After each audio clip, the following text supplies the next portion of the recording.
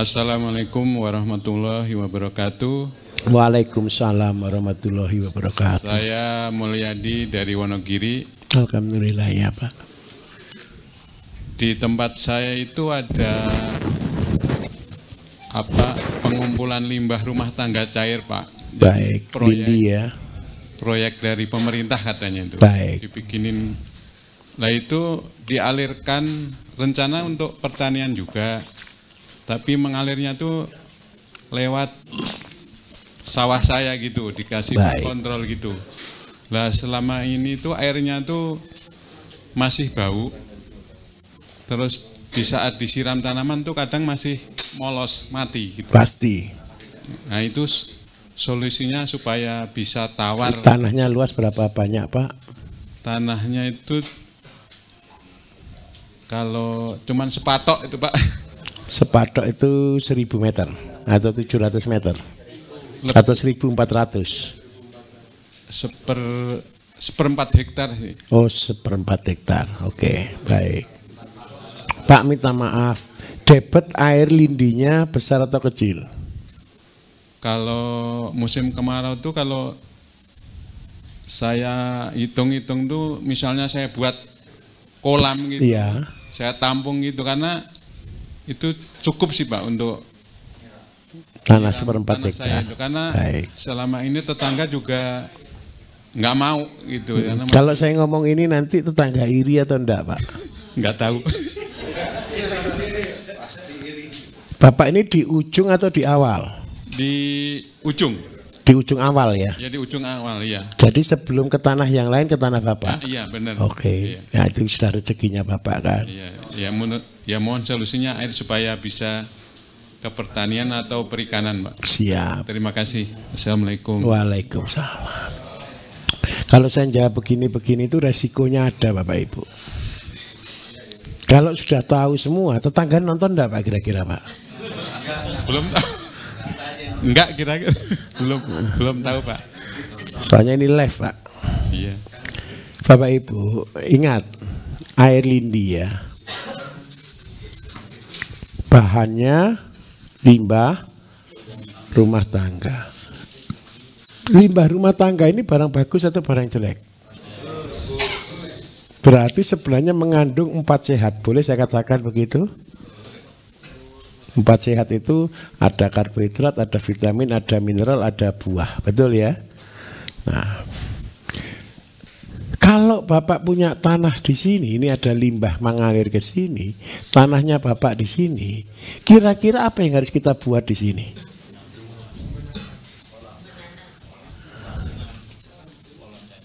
Nah ini sudah buat kolam cacing. Cacing sutra. Buatnya begini Pak, ini kan air mengalir buat belok begini.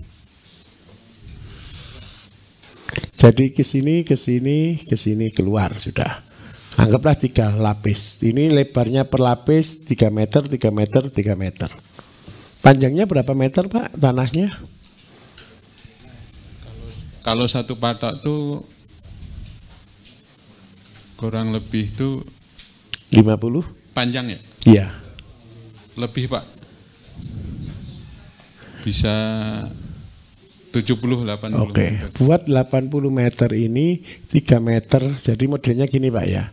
Ini tutup srit sampai sini. Ini kan air nanti ngalir ke sini Pak ya, gini ya. Lah kayak gini. Nah, sudah selesai. Tapi tanahnya miring Pak. Kalau miring berarti gini, medalnya miring ke sini. Gini teras ringnya ke bawah. Jadi penuh di atas turun ke bawah, penuh di atas turun di bawah. Bapak Ibu, ini saya kasih teorinya ya. Limbah itu sangat berharga. Kenapa? Ini kan di akhir materi.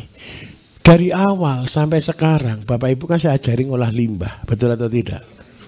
Itu ada tujuannya. Tujuan sakir adalah kalau dulu Bapak Ibu hanya betul-betul ngolah limbah yang adalah sampah, besok ketika Bapak Ibu sudah lulus, saya tugasi ngolah sampah masyarakat menjadi berkah. Sekolahnya ngolah sampah sungguhan. Tujuan akhirnya bukan sampah ini. Tujuan akhirnya adalah sampah masyarakat yang harus Bapak Ibu jadikan berkah. Kenapa kok begitu? Ketika kita gagal, kita disebut sampah. Betul atau tidak? Tapi percayalah, emas itu Bapak Ibu, cincin emas jatuh dalam sapi tank, jatuh di tempat sampah kan? Kalau kita temukan lagi, dia sampah atau tetap emas? Ingat baik-baik. Saya minta tolong dengan sangat, jangan memandang orang sebelah mata, karena semua orang ciptaan Tuhan. Setuju? Kita kan seringkali melihat orang keadaannya sekarang. Betul ya? Percayalah, semua orang itu mulia. Semua manusia mulia. Tadi malam saya sharing-sharing. Kenapa saya sampai mau masuk ke pedalaman? Dulu setiap tahun biasanya saya buang waktu 1 sampai maksimal 2 bulan. Saya masuk hutan. Karena apa? Di tengah hutan yang dianggap orang tanda kutip tidak berharga, tidak diperhitungkan, tidak ada nilainya, mereka juga masih manusia. Dan mereka harus kita tolong. Nah, karena itu Bapak Ibu, tujuan kita ke depan ngolah ini. Sampah manusia yang sekarang ini saya sebutnya orang tidak berharga, orang terhilang, orang yang menjadi beban. Kita harus selamatkan mereka. Dan itulah tujuan kita. Dan inilah saya katakan ibadah yang sebenarnya. Dan kalau mereka bisa berhasil, mereka akan menjadi kekuatan kita dan menjadi mahkota kita untuk masuk surga. Betul atau tidak?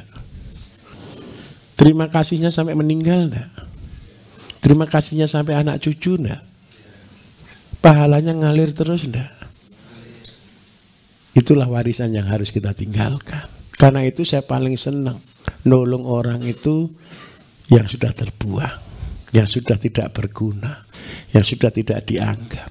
Tapi tolong, belajar itu belajarnya dari sampah.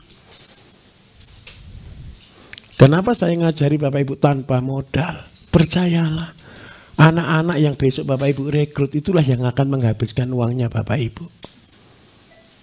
Dan Bapak Ibu tidak boleh sakit hati loh ya. Kenapa? Mau tidak pakai modal aja kok marah? Paham maksud saya? Kenapa saya ngotot tidak pakai modal? Supaya besok Bapak Ibu tidak ngomong ke mereka, saya ini habis banyak untuk modal ini. Tapi Ibu harus ngomong ke mereka, tidak apa-apa, saya dulu juga tidak pakai modal. Orang-orang kayak gitu cuma butuh pengampunan, butuh penerimaan. Saya nyari anak-anak Bapak Ibu dulu, ya di tengah-tengah hutan kayak gini ini, itu yang saya ambil, yang saya angkat jadi anak. Anak saya banyak, ada 26 yang saya kuliahkan semua. Dan saya berharap saya tidak mampu banyak. Sekarang saya sudah kurang sabar, tidak seperti dulu. Nah, saya berharap tugas ini nanti Bapak Ibu yang lanjutkan ya. Tolong ambil anak-anak yang tidak berguna, didik mereka, ajari mereka, jadikan mereka orang-orang yang bertakwa, yang beriman, dan punya tanggung jawab. Saya minta tolong, saya tunjukkan Bapak Ibu. Ini kan apes ya Pak ya. Apes atau berkah? Untuk hari ini ya kurang beruntung. Apes, betul kan? Sekarang saya tunjukkan Bapak Ibu. Kalau Bapak bisa membuat kolam cacing, panjangnya, lebarnya 9 kali anggap aja 50 meter, ketemu berapa? Berarti punya potensi berapa kilo cacing per bulan? Ya 450 kilo. Kalau pakannya kurang, tolong ditambah Pak ya. Kalau pakannya kurang, tolong ditambah. Ditambahnya bisa kohe sapi, atau kohe ayam, atau bebek. Tapi kalau cukup, sudah alhamdulillah. Kenapa sih kita butuh 3 jalur ini Bapak Ibu? Supaya keluar sini sudah jadi air netral. air netral. Yang di air sini Pak, ini semua kasih asola. Yang setelah netral. Setelah netral tadi asola. Supaya keluar ke tanahnya tetangga, betul-betul air sudah clear. Sekarang saya akan hitungkan Pak. Tanah Bapak tadi ketemu 2.500, betul ya? Saya ambil 500. Sisa berapa di sini asolanya? 2.000. Bapak Ibu, percayalah, ke depan Bapak Ibu tidak akan senang tanam padi. Tanam asola. Asalkan sistem sudah tahu, sistem sudah jalan. Saya hitungkan cacingnya. Kalau seandainya setiap bulan panen 450 kilo kali 70 Pak, ketemu berapa ini?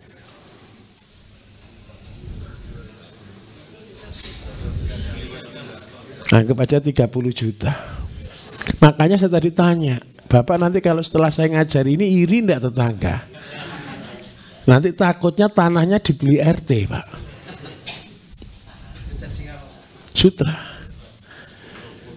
Bapak Ibu tolong ya, cacing sutra itu dipelihara atau kita cuma numpang lihat? Ingat loh ya, cacing sutra itu parasit. Betul atau tidak? Dekomposer, pengureh, penghancur. Terus yang kedua, ketika sudah dimasukkan sini, jangan takut. Nanti kalau hidup gimana, nanti kalau mati gimana. Cacing itu sakti. Hidup sendiri. Betul atau tidak? Tidak disuruh hidup, adalah hidup dalam perutnya ayam, perutnya ikan, perutnya sapi kok. Coba saya tanya, hidup di perutnya sapi. Minta maaf Bapak Ibu ya. Perjuangan enggak dia masuk ke situ? Serius, coba saya buat gini yang sulit biar jadi mudah. Anak-anak main tanah itu bisa cacingan. Betul atau tidak? Kalau cacing pita, babi berak, beraknya dimakan sapi, sapinya bisa kena cacing juga loh. Betul ya?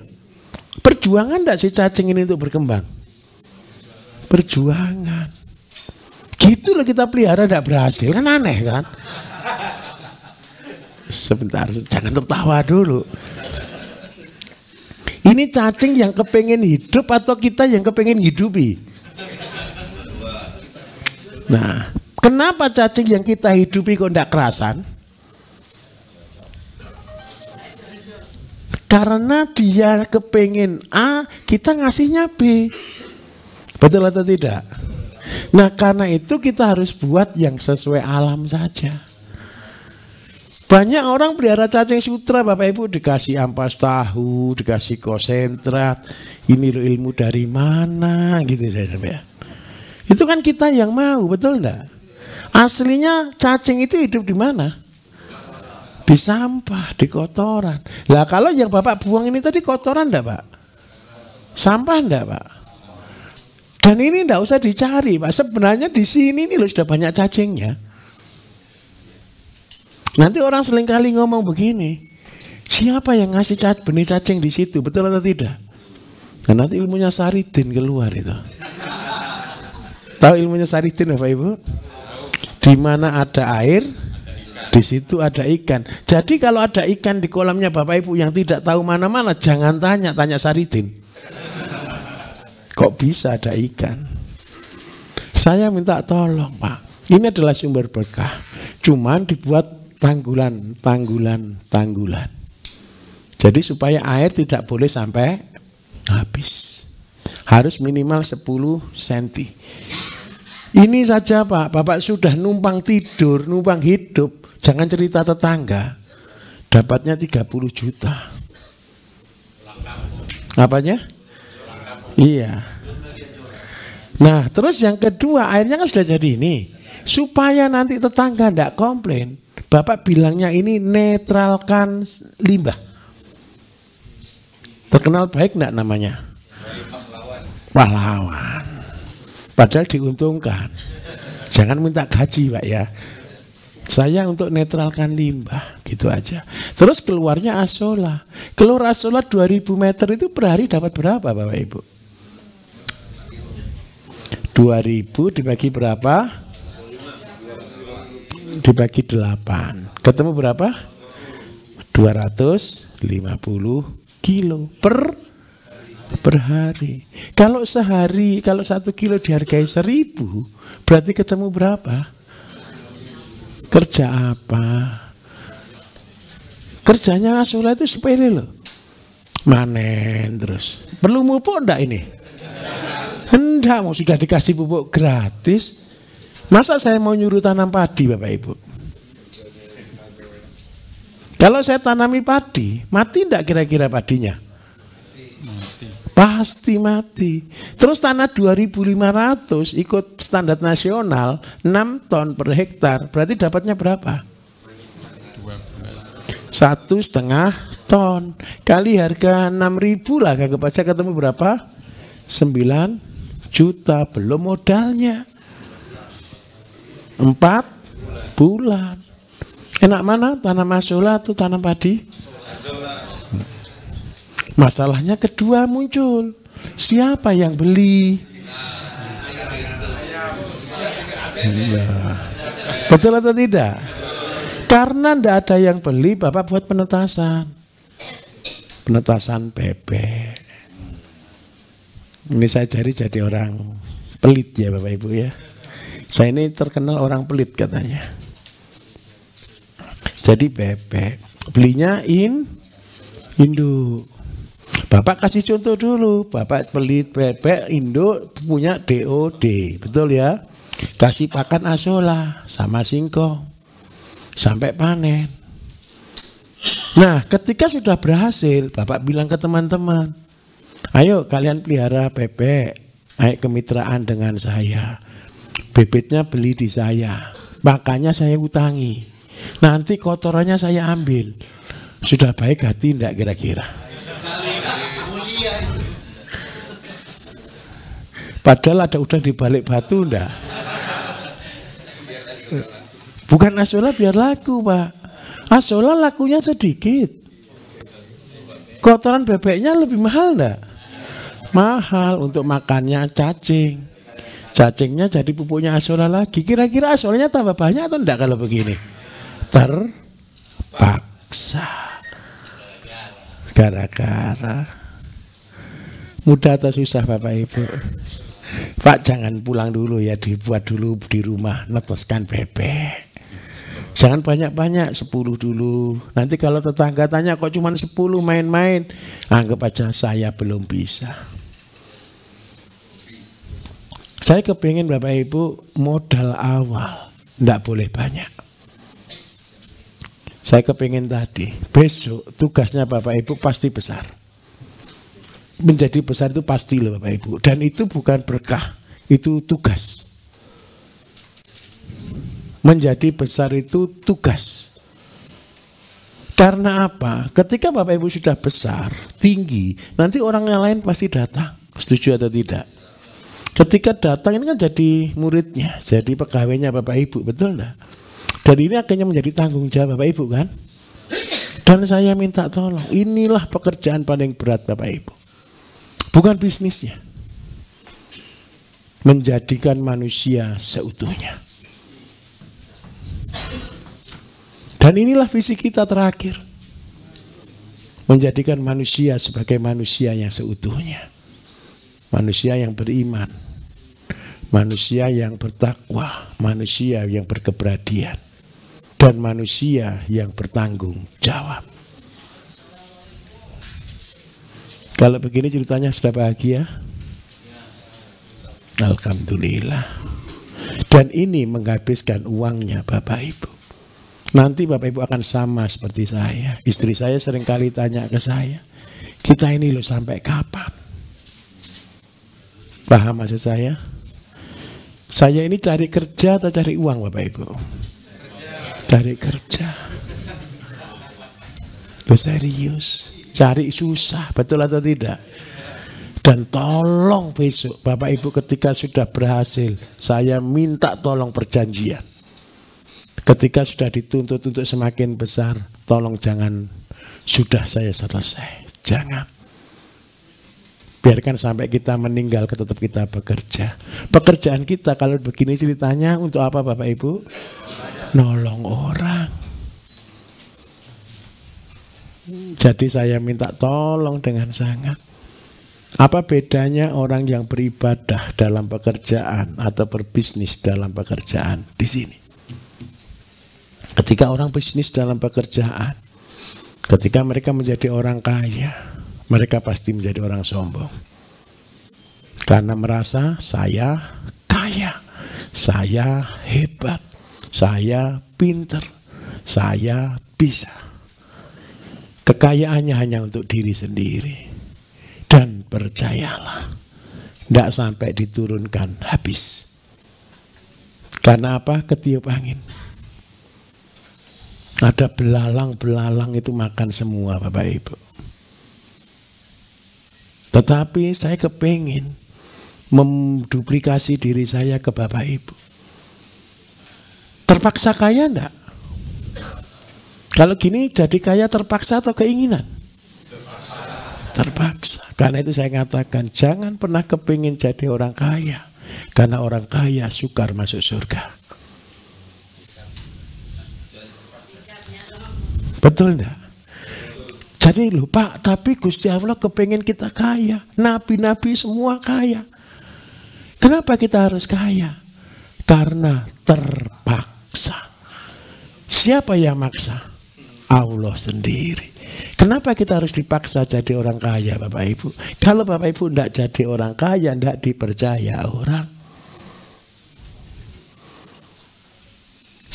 Bedanya tahu enggak? Ini punya pasukan enggak? Banyak pasukannya. Pasukannya ke dia karena hormat atau karena takut? Kalau ke sini orang datang karena apa? Karena sayang, karena segan. Kenapa saya kepingin mengatakan Bapak Ibu bisa jadi bupati dengan modal 1 kilo jagung? Karena Bapak Ibu membuat orang-orang ini segan dan berterima kasih kepada Bapak Ibu. Tapi kalau Bapak Ibu membayari orang saja, pas butuh dia, kalau disenengkan dia datang. Kalau dia tidak dikasih kabur, betul enggak? Loyal enggak kalau begini? Tidak akan loyal. Ini kayak kelompok geng mafia. Pasukannya banyak, pada waktunya habis. Karena itu saya minta tolong. Mulai dari nol. Supaya apa? Supaya tidak sombong. Jadi kalau begini posisi kita tidak pernah berubah. Kita tetap jadi hambanya Allah saja. Hambanya Tuhan saja. Kalau jadi besar karena terpaksa. Senang tidak kalau begitu? Nanti kalau ngomong orang gitu ya pasti dianggap orang sombong. Betul atau tidak? Saya itu loh tidak kepingin kaya. Lupa naikannya aja Pajero. Betul enggak? Ya terpaksa saja saya beli karena jalan saya di gunung gitu loh. Kalau jangan di gunung jangan beli sedan ya. Biarpun bisa beli BMW jangan beli BMW loh ya. Nah kalau di pantai-pantai ya tidak usah beli Pajero. Ngapain itu untuk sombong-sombongan kan gitu kan? Belilah secukupnya, setempatnya. Supaya apa Bapak Ibu? Saya minta tolong. Image ini yang kita jaga. Hidup kita hanya untuk ibadah. Setuju enggak? Bukan hanya tani yang tawakal, amanah, niat ibadah. Hidup kita di bumi itu kan ada titiknya ya. Tolong ingat baik-baik loh ya. Titik itu patok Bapak Ibu. Kalau lebih kejam, patok ini nisan. Paham ya? Karena hidup di bumi hanya patok. Waktu yang sebentar ini yang maksimal turungan 100 tahun deh. Tolong gunakan sebagai ibadah. Dan saya jamin ibadah yang sebenarnya kalau Bapak Ibu jadi bisnismen, punya anak-anak yang bisnismen. Kalau Bapak Ibu adalah petani, punya anak-anak yang petani. Tidak usah aneh-aneh. Saya tidak bisa teknologi Bapak Ibu karena saya tidak berani ngajar teknologi. Nah apa yang saya bisa saya ajarkan. Mudah atau susah? Pak selamat berbahagia Pak ya. Ya oke ayo.